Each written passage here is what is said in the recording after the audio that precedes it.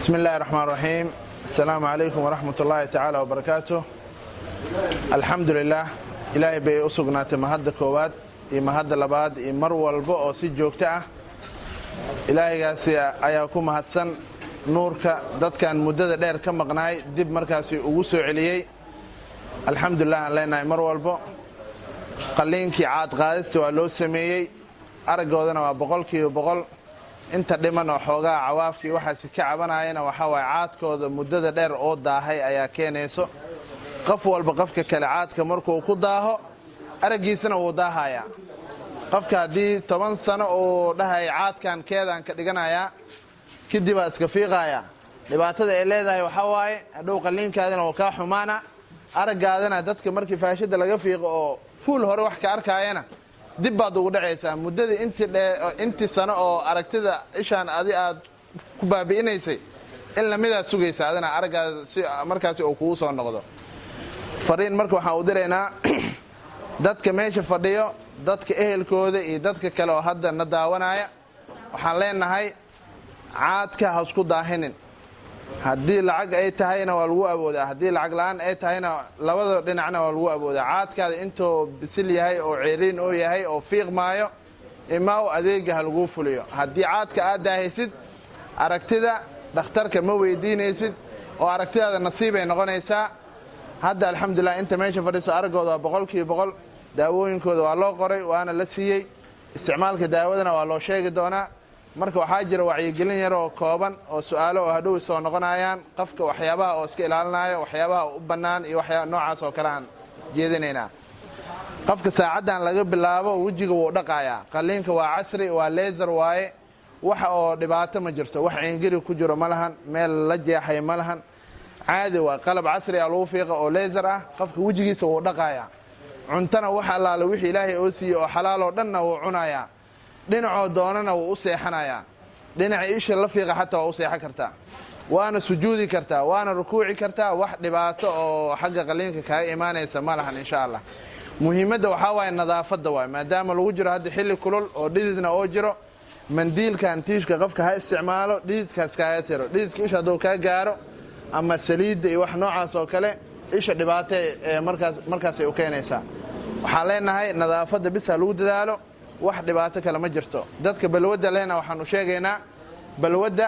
sida jirka bini'aadanka ay u baabi'inayso ayay isha qaliinkana ay u baabi'inaysaa marka haddii balwadda awal aan lahayd intii hore ayaa kugu filan iska dhaaf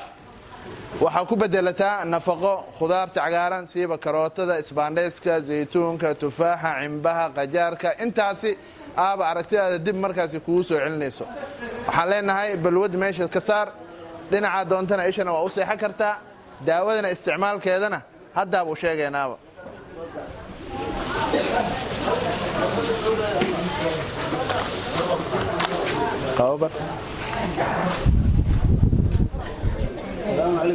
عليك سلام فريس بقى فريس شلنا صور مرت ديار وا فريس فريس والو علنا qof walba 3 goojaan siinay iyo ookiyaale madow ah ookiyaalaha madowga waxa waaye dabeesha iyo qoraxda iyo busta iyo siigada oo ka celinaya saddexdaasi goojana waxa waaye midaan ishu ku sawiran saddexda waqti ayaa loo shubayaa hadda anaga ku bilaabnay duurkana waa ku shubaysaan caawadana waa ku shubaysaan laba dhibcood isha la qalay waa labadaasi soo hartay 2 saac kadib laba saac kadib waa 6 jeer waa maalintii 12 saacadood la soo jeedaa laba hadii loo qaybiyo 6 jeer waa hadda marka ku shubno 2 saac amal waaye 4 saac loo shubaa 6 saac loo shubaa 8 saac loo shubaa 10 saac loo shubaa 12 saac loo shubaa 2 saac loo shubaa 4 saac loo shubaa wixii ka dambeeya qofka hadii oo seexdana daawada darteedana looma soo kicinayo oo lama dhahayo aabo iyo hooyo xilliga daawada la gaar hurdada ka soo kac lama dhahayo intaas aad ku filan soo noqoshada soo hartay maanta sabdi waaye sabdigiisa kala la soo celinaya inta la keenaya si loo kontrolo 8 maalmood bukaankan oo naga maqnaay ishiisa maxaa ku soo ziyaaday si loo ogaado marka intaas waaye waa sheegna muhiimadeeda waxa waaye isha nadaafada u baahan tahay il qalan waaye